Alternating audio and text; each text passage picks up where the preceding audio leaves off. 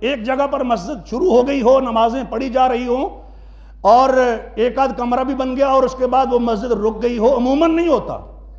کوئی شرارت وغیرہ ہو تو اس کو ہم کہہ نہیں سکتے ہیں، لیکن یہ کہ فنڈز نہیں تھے، وسائل نہیں تھے اور وسائل کی کمی کی وجہ سے مسجد بن نہیں سکی، بھئی یہ کیسے ہو سکتا ہے؟ کوئی ایک آدھ مثال ہو سکتا ہے، کوشش کریں تو آپ کو مل جائے، لیکن آپ کو ہزاروں نہیں لاکھوں مثالیں ملیں گی کہ مسجد شروع ہو گئی اور بڑی بڑی مساجد بن گئی بعد میں،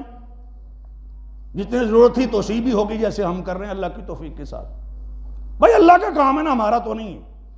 ہم تو اپنی آخرت سدھارنے سنوارنے کے لیے اگر کچھ شامل ہوتے ہیں تو ہماری خوش نصیبی ہے، اگر اللہ ہمیں توفیق دے دے تو ہم کوئی احسان کر رہے ہیں کسی پر؟ کوئی احسان نہیں،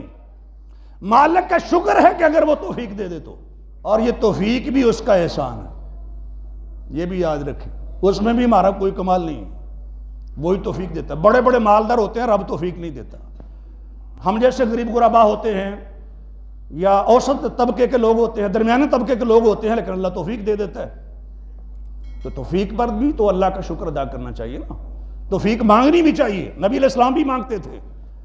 میں اور آپ کس باغ کی مولیاں، اللہ کے نبی توفیق مانگتے تھے،